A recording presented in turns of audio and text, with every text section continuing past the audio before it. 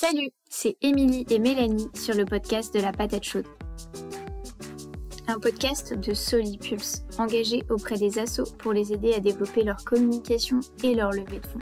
Alors que vous soyez bénévole, salarié ou les deux, cette pause sonore s'adresse à toutes les assos.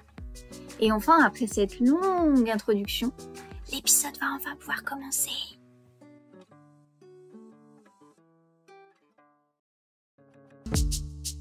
Bonjour Hervé, je te remercie de ton accueil. Est-ce que pour les personnes qui ne te connaîtraient pas encore, tu peux nous dire qui tu es ? Bonjour Émilie, donc Hervé Gouillet, je suis président d'Électriciens sans frontières. Et Électriciens sans frontières est une ONG de solidarité internationale qui mobilise environ 1200 salariés, anciens salariés du secteur de l'énergie qui mettent leurs compétences au service de projets d'accès à l'électricité dans les pays en développement et qui se mobilisent aussi en situation d'urgence. Et alors justement, aujourd'hui, on va beaucoup parler des bénévoles. Une des spécificités d'Électriciens sans frontières, et depuis très longtemps, c'est de travailler avec les entreprises, notamment dans la dimension mécénat de compétences. Est-ce que tu peux nous expliquer brièvement, ou même pas brièvement, mais voilà, nous expliquer ce qu'est le mécénat de compétences ? Donc, la création d'Électriciens sans frontières est intrinsèquement liée à la mobilisation des compétences métiers. Donc au milieu des années 80, l'idée de ce qu'ont créé Électriciens sans frontières, c'était bien de mettre le métier au service de la solidarité. Donc, il y avait une tradition de mécénat de compétences qui existait déjà dans un certain nombre d'entreprises, notamment dans des milieux de la recherche, qui mettaient des compétences à disposition, mais c'était plutôt au service de l'archéologie, pour explorer la pyramide de Khéops, ou pour rénover les objets du Titanic, ou aussi un petit peu en direction de l'handisport, mais au milieu des années 80, on ne parlait pas de mécénat de compétences en direction des associations, c'était plutôt en direction du milieu universitaire. Et donc ça a été un facteur un peu innovant de dire on va mobiliser ces compétences métiers au service de la solidarité internationale. Donc c'est vraiment le métier au service de la solidarité et toutes les compétences. Alors quand on fait de l'électricité, les compétences, on voit plutôt des gens qui gèrent des installations électriques, qui posent des câbles, qui posent des prises ou des panneaux solaires, mais pour faire des projets, on a besoin de l'ensemble des compétences présentes dans une entreprise, qu'elle soit du secteur de l'énergie ou autre. C'est-à-dire qu'on a besoin de communicants, on a aussi besoin de comptables ou de responsables d'achat, parce que dans un projet, il y a toutes ces dimensions. Et donc depuis le milieu des années 80, Électriciens sans frontières, tous les ans, mobilise à titre bénévole ou dans un cadre de mécénat de compétences, ou dans un cadre de retraite pour ceux qui ont pu partir jeunes en retraite, de nombreuses compétences variées, disponibles et motivées. Et généralement, le mécénat de compétences, c'est plutôt une entreprise qui va venir voir l'ONG en lui disant voilà, on aimerait proposer à nos collaborateurs de s'impliquer, ou c'est plutôt les collaborateurs qui viennent et après qui voient comment ça peut remonter au sein de leur entreprise. Je pense qu'il y a eu deux périodes. Jusqu'il y a 10-15 ans, c'était plutôt les associations qui essayaient de démarcher les entreprises pour les convaincre que le mécénat de compétences avait un intérêt à la fois pour elles, pour les salariés et pour les associations. Depuis un certain temps, il y a des entreprises qui essayent de mettre en place des mécanismes de mécénat de compétences dans l'idée d'apporter un volet RSE, alors marque employeur, et puis de valoriser ou attirer des jeunes talents qui se disent voilà, dans le cadre de mon activité professionnelle, j'aurai une petite fenêtre de tir où je pourrais donner un peu de sens à mon activité en investissant avec le soutien de mon entreprise, un co-investissement entre le salarié et l'entreprise au service de causes solidaires. Parce que c'est vrai je t'ai déjà entendu souvent dire que le mécénat de compétences c'était triplement gagnant. à la fois pour l'entreprise, pour le salarié et pour l'association. Donc c'est exactement ce que tu viens de dire, que l'entreprise, effectivement, il gagne en matière de RSE, d'attractivité de nouveaux talents et de fidélisation des talents. Le salarié également, il gagne à s'impliquer dans une association. De ton expérience, les retours que tu as eu des salariés justement sur cette dimension-là sont de quel ordre? Je pense qu'il y aurait deux choses que j'aurais envie de dire. C'est côté électriciens sans frontières, on cherche à avoir des engagements sur la durée. C'est-à-dire qu'on ne fait pas 5 jours de mécénat de compétences pour faire une mission, 10 jours de mécénat de compétences, on fait une mission, on n'en a pas entendu parler avant, on n'entendra plus parler après. On est vraiment sur une démarche où le salarié, il est investi à Électriciens sans frontières et c'est l'entreprise qui accompagne dans la durée, de temps en temps, avec différentes modalités, son engagement dans l'association. Mais c'est un engagement qui va s'étaler sur plusieurs années. Il peut y avoir une année où il a 2 jours de mécénat de compétences, l'autre année il en a 5 ou 10. C'est pas forcément, il n'y a pas d'automaticité, mais on est bien sur un engagement de longue durée parce qu'on est sur des projets qui nécessitent un engagement et un suivi, une préparation et un suivi dans la durée. Quand on met en place une installation électrique, on essaie de la suivre pendant des années pour vérifier qu'elle fonctionne durablement. Donc ça, je pense que c'est important pour l'association de ne pas avoir des mécanismes qui soient trop one-shot sur du ponctuel pour se faire plaisir. Et pour les salariés, ça correspond aussi à des engagements où ils n'ont pas forcément la disponibilité, notamment pour des jeunes qui démarrent une activité professionnelle, une vie familiale, et ils n'ont pas forcément envie de consacrer tout leur week-end et tout leur congé dans un investissement associatif et solidaire. Et donc de faire un co-investissement en disant voilà, je suis adhérent dans une association, j'y consacre mes soirées, un week-end de temps en temps, quelques jours de congé, et l'entreprise accompagne, vient soutenir mon engagement citoyen. J'en retire une fierté parce que je sais que l'entreprise me reconnaît dans mon investissement associatif. Et moi, ça me donne des degrés de liberté supplémentaires parce que je garde quand même un mercredi de temps en temps pour aller jouer au foot avec mes gamins. Et est-ce qu'une asso peut choisir les personnes qu'elle accueille en mécénat de compétences, ou est-ce qu'à partir du moment où elle dit à une entreprise ok, on met en place une opération de mécénat de compétences, elle est obligée d'accepter, j'allais dire n'importe qui. Je pense que si une association peut pas arbitrer à un moment donné, ça peut pas marcher. Une association, elle a des besoins, mais qui ne sont pas que des besoins sur CV avec des compétences. C'est aussi un environnement qui est différent du monde de l'entreprise, même si un certain nombre de procédures sont à respecter de façon assez similaire. Et donc ça doit être un peu une co-expression de besoins si on est en recherche d'une compétence particulière qu'on n'a pas déjà dans notre réseau. Mais nous, on privilégie plus le fait qu'on a déjà des adhérents qui sont déjà venus des entreprises et qui, pour augmenter leur participation à la vie de l'association, aimeraient bien avoir quelques jours de mécénat. Ce matin, j'ai eu un appel d'une cadre franco-ukrainienne qui est prête à s'investir sur nos actions pour le passage de l'hiver en Ukraine pour 2023-2024. Voilà, sauf qu'elle a pas par rapport à la charge de travail qu'elle a de son côté et par rapport à l'investissement potentiel qu'il peut y avoir dans le projet qui va nécessiter de mobiliser plusieurs bénévoles pendant plusieurs mois.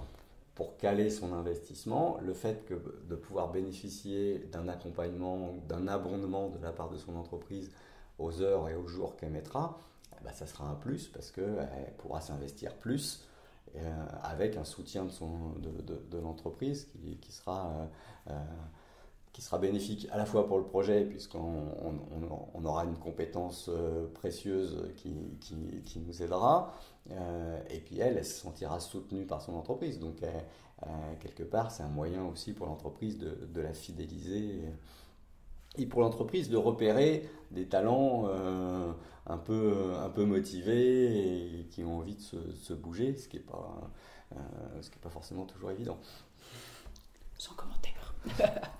Et du coup, de façon très pratico-pratique, par exemple, si je reprends l'exemple de la dame dont tu parlais, elle veut s'impliquer en mécénat de compétences. Du coup, très concrètement, dans l'entreprise, ça se passe comment pour qu'elle puisse bénéficier d'un mécénat de compétences? Voilà, une asso qui voudrait mettre en place une opération de mécénat de compétences, comment ça se passe? Et après, comment cette personne-là peut justifier de son implication dans l'association? Est-ce qu'il faut qu'elle ait l'autorisation de ses managers? Enfin voilà, combien de jours elle peut avoir? Enfin, comment ça se coordonne? Il y a plein de modalités différentes. Ça passe forcément par une convention entre l'association et l'entreprise. Là, en l'occurrence, la convention existe déjà, avec des modalités qui sont prédéfinies. En l'occurrence, là, les modalités de cette convention, c'est pour un jour investi par le salarié bénévole, il y a un jour d'abondement apporté par l'entreprise.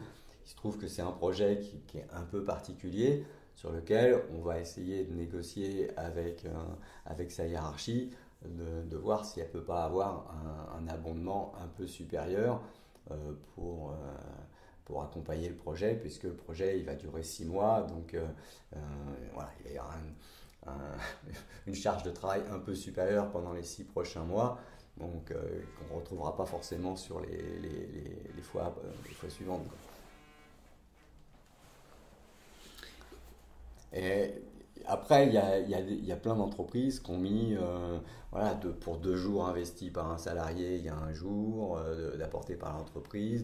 Il y a d'autres entreprises qui disent c'est maximum 3 jours de journée de mécénat par an.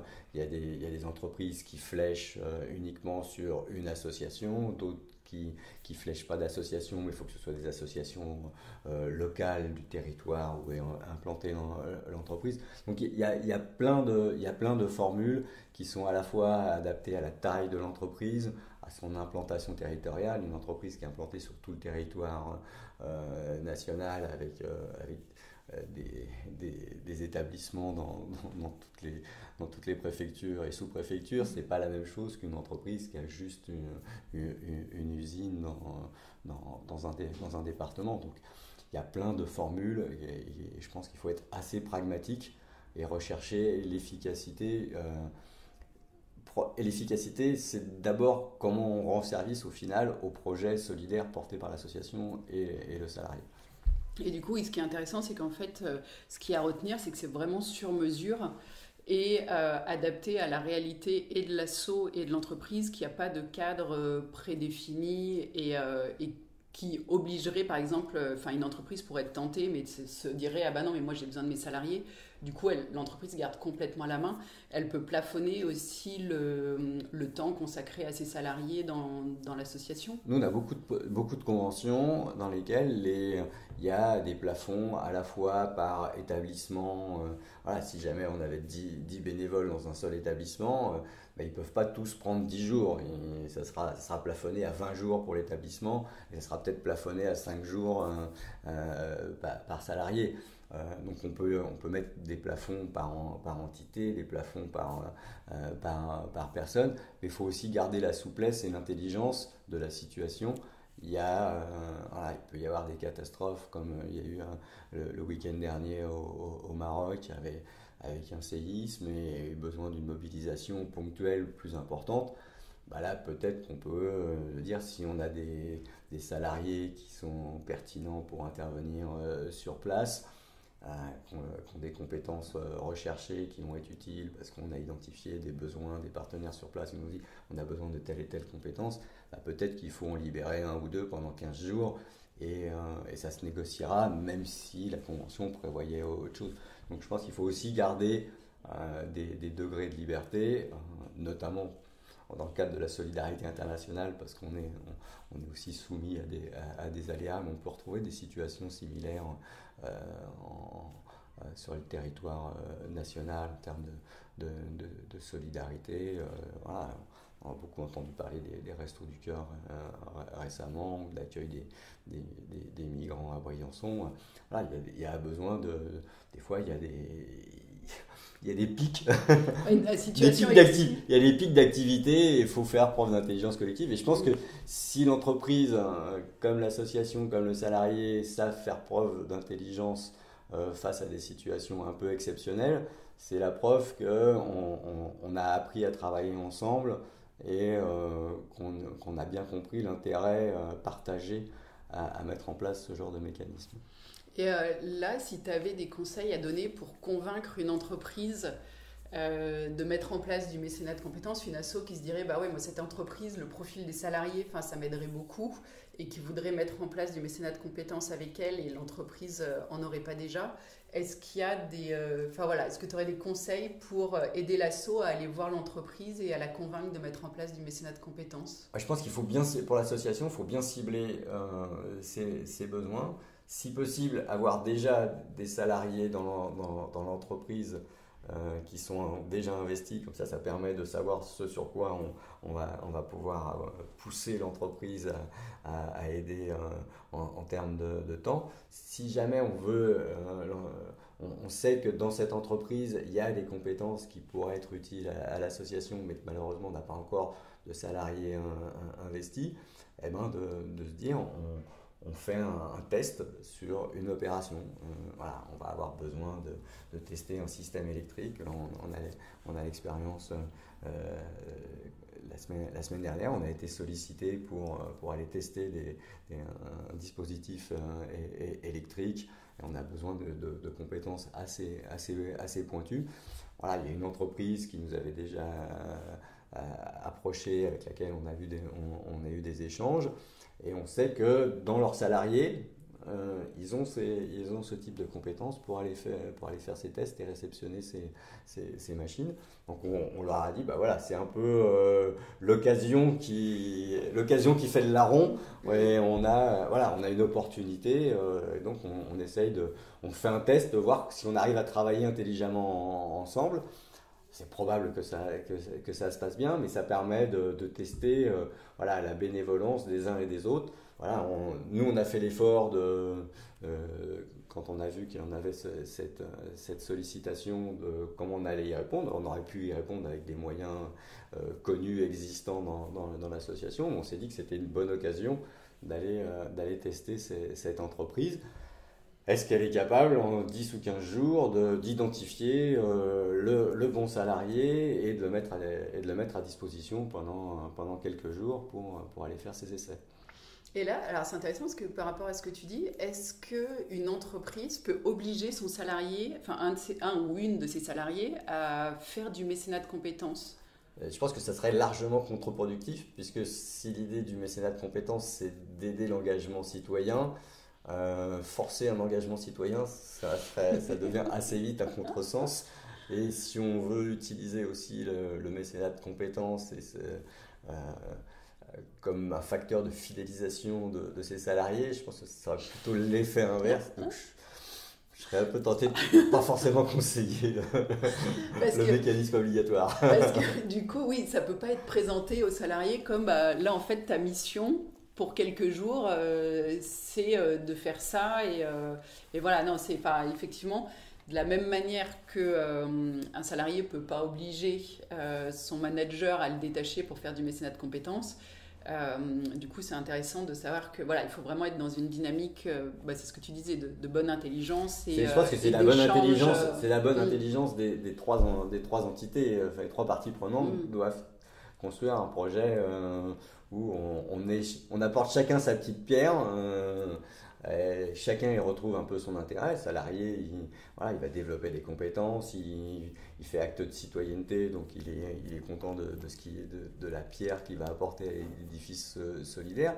L'association bénéficie pour son activité de compétences qu'elle n'a pas forcément, ou de nouvelles compétences qui peuvent la redynamiser. Et l'entreprise, ça lui permet de s'inscrire en sa responsabilité sociétale et d'une part, mais aussi dans sa marque employeur pour recruter ou fidéliser des talents qui aujourd'hui ont envie de travailler, parce qu'ils ont besoin de travailler, mais ils ont aussi envie de donner du sens à leur engagement professionnel. Et donc ça peut être un co-investissement à trois, une démarche intelligente. Et un point qu'on n'a pas du tout abordé, mais qui peut aussi présenter un intérêt pour l'entreprise, toute la dimension défiscalisation, ça se passe comment avec le mécénat de compétences? Si une asso qui voudrait faire du mécénat de compétences est éligible, bien sûr, à cette dimension-là de défiscalisation. L'entreprise signifie à l'association le coût chargé de la masse salariale du salarié. Donc s'il a été prêté pendant 5 jours, ça fait 5 jours de masse salariale, toutes charges comprises, environnée. Et puis après, c'est l'association qui, étant habilitée, fait un reçu fiscal pour l'entreprise avec une défiscalisation à hauteur de 60%. Et là, du coup, le montant déclaré et du coup, qui fait l'objet d'un reçu fiscal, c'est de la responsabilité entière de l'entreprise, c'est vraiment le déclaratif de l'entreprise, ou est-ce que l'asso a une sorte de responsabilité de vérifier, de s'assurer que c'est juste... C'est de la responsabilité de l'entreprise, c'est l'entreprise qui doit signifier le montant de son don. D'accord. Ok. Et toujours, alors pour rester... Après, l'association peut quand même regarder qu'il n'y ait pas quelque chose d'exorbitant et une anomalie. Il faut quand même vérifier qu'il n'y ait pas un zéro de trop. Mais voilà, après, c'est plus du bon sens pour dire vous êtes sûr que vous n'êtes pas trompé, quoi. Ouais. Et après, c'est ce que tu disais, c'est que de toute façon, quand on met ça en place avec une entreprise, c'est qu'il y a de bonnes relations a priori et que... Oui, mais on va pas vérifier. L'association ne va pas vérifier la feuille de salaire du salarié et ne va pas vérifier les comptes de l'entreprise. Mais on peut avoir des ordres de grandeur qui font qu'on peut avoir des idées de ce qui rentre dans le raisonnable ou pas. Ouais. Et pour rester sur une dimension très opérationnelle, j'y pense parce que notamment dans tout ce qui est solidarité internationale, il peut y avoir des missions à l'étranger et dans des zones plus ou moins risquées. En termes d'assurance, la personne qui est en mission, en mécénat de compétences auprès d'une asso, c'est quoi, quelle est l'assurance qui la couvre? Quand on est en mécénat de compétences, on reste salarié de l'entreprise. Donc si on a un accident, on est en accident du travail. D'accord. Et donc c'est quand même l'assurance de l'entreprise qui joue son rôle.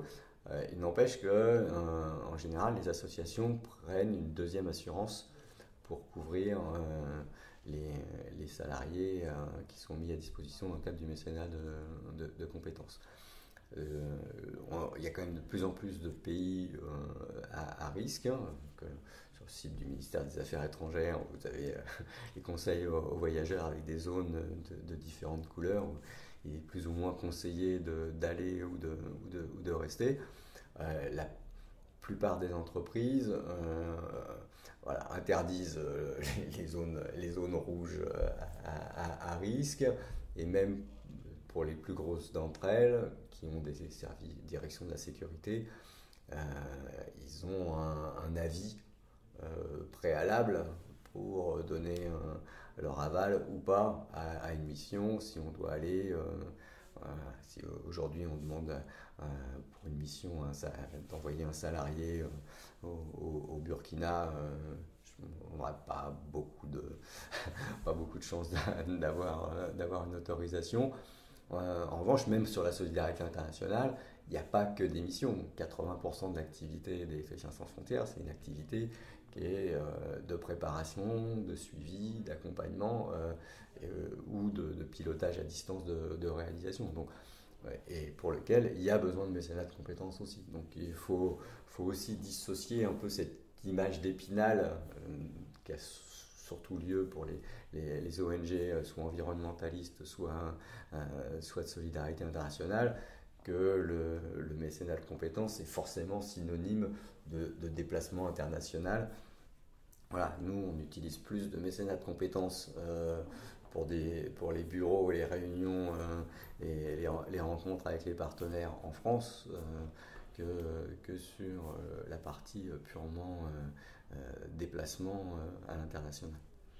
Et, euh, et là, du coup, ça fait écho. Enfin, tout à l'heure, on en discutait avant l'enregistrement de cet épisode, j'allais dire, des écueils ou voilà, toi, de ton expérience, j'allais dire, les points de vigilance qu'il faut avoir quand on échange avec une entreprise dans le cadre de l'établissement d'un mécénat de compétences.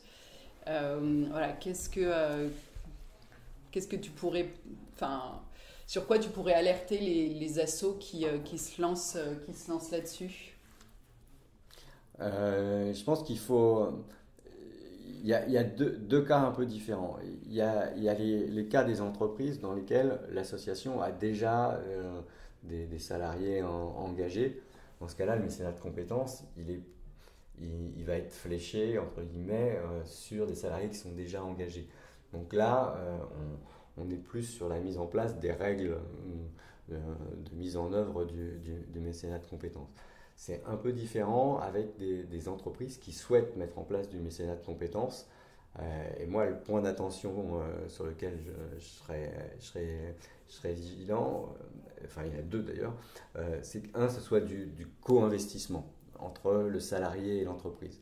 C'est-à-dire que le salarié, c'est pas uniquement l'entreprise qui lui donne du mécénat de compétences et il fait son activité dans l'association sans y mettre de temps personnel. Avec Électriciens sans frontières, on a toujours été attaché à ce qu'il y ait un co-investissement. On met un jour, l'entreprise abonde, mais ce n'est pas uniquement l'abondement sans la mise de départ. S'il n'y a pas le geste citoyen du salarié au départ pour s'engager, on n'est plus vraiment dans du co-investissement ni dans de la citoyenneté, on est plus dans une démarche purement managériale. Et ça, pour moi, le co-investissement, c'est un point important. Deuxième point important, c'est il ne faut pas que l'entreprise décide que ça s'adresse à tel type de salariés. C'est pas uniquement les fléchés sur les fins de carrière, mais ça doit s'adresser à l'ensemble des salariés et avec une variété de possibilités. Ça peut être une demi-journée par semaine, comme ça peut être 5 jours continus, ou ça peut être éventuellement une rupture pendant 6 mois ou un an dans une carrière. Donc il ne faut pas s'arrêter sur une formule et surtout il ne faut pas s'arrêter sur une catégorie de professionnels. Et notamment, je pense que c'est aussi très important de proposer du mécénat de compétences à ceux qui sont en début, en milieu de carrière et pas que des fins de carrière pour les aider à préparer leur retraite. Ça marche. Merci beaucoup. J'avais encore deux questions. Alors là, il y en a une qui me vient, qui est vraiment... alors là, on revient sur quelque chose de très pratico-pratique. C'est en termes de valorisation du mécénat de compétences. Là, en t'écoutant, comment faire apparaître, parce que du coup, ça ne représente pas un coût pour l'association, mais c'est des économies parce que c'est des salariés qu'elle n'a pas à payer éventuellement. Du coup, dans les comptes, comment valoriser ce temps de mécénat de compétences? Enfin, ça apparaît comment dans les comptes, le mécénat de compétences? Dans le compte emploi des ressources, il y a la partie financière en haut de tableau et en bas de tableau, il y a tout ce qui est valorisation. Et donc, il y a les valorisations, ça correspond à la fois au matériel qui peut être donné aux associations, mais ça peut correspondre aussi à la valorisation du temps bénévole. On peut valoriser le temps bénévole pur et on valorise, avec les reçus fiscaux fournis par les entreprises, on valorise le mécénat de compétences. Donc, dans les comptes des associations, on peut bien faire apparaître ce qui relève du cash, de ce qui relève pur bénévolat, de ce qui relève de tout ce qui est valorisation en tout genre. Et dernière question, là du coup tu disais dans le compte emploi des ressources, en haut il y a la dimension cash. Là, on observe de plus en plus d'entreprises qui, dans leur dynamique RSE, développement durable, disent oui, nous on est à fond pour soutenir les assos. Pour ça, on met en place du mécénat de compétences dans les entreprises, en balayant un peu la dimension financière et en disant, voilà, nous notre engagement, il est humain, etc. Enfin, en valorisant tout ce qui est intéressant à valoriser sur l'aspect humain.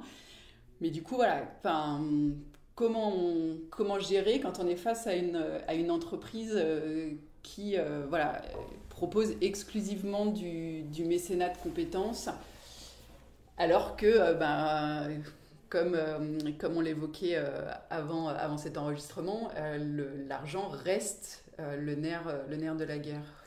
Je pense que les salariés en mécénat de compétences, c'est comme les bénévoles pour une association.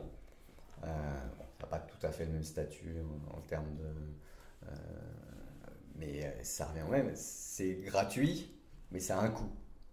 Ça a même plusieurs coûts. Il y a un coût de gestion, ne serait-ce que négocier une convention avec une entreprise, faire des reçus fiscaux, définir l'activité que va faire le salarié en mécénat de compétences. Tout ça, ça nécessite un peu d'intelligence et de temps. Donc ça, il y a un premier coût purement logistique autour du détachement et de l'encadrement du salarié. Et après, pour qu'il fasse quelque chose, il faut forcément, sauf si c'est une prestation purement intellectuelle, à partir du moment où on va, aller distribuer des kits solaires ou mettre en place des panneaux solaires ou des systèmes électriques pour apporter la lumière dans une école ou dans un centre de santé, il va y avoir des coûts. Et si on veut que le salarié ou le bénévole puisse être utile in fine, il va falloir acheter du matériel ou même si le matériel est donné, il manquera forcément quelque chose qu'il faudra acheter, mais il faudra quand même le transporter, il y aura des intermédiaires, il y aura des frais de déplacement, il y aura des frais de sous-traitants, et globalement, pour Électriciens sans frontières, on sait qu'en gros, la valorisation du bénévolat, ça va être 6, le cash, ça va être 3, et les valorisations matérielles, c'est 1. Donc si on n'a pas 30-40% de cash pour faire fonctionner un ensemble de 10, ça ne marche pas.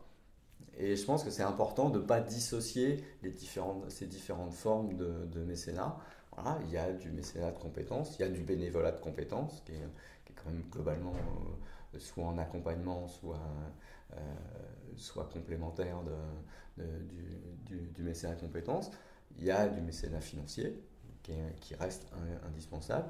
Il y a du mécénat matériel quand c'est pertinent, pour ce qui nous concerne, avoir du câble, des ampoules, des panneaux, des groupes électrogènes, voilà, c'est des choses qui sont importantes, qui sont autant de cash en moins à trouver, et aussi du mécénat logistique. Il y a des entreprises qui nous prêtent des bureaux, des entrepôts, d'autres qui nous mettent à disposition des camions, des salles de réunion, des espaces sur leur site internet.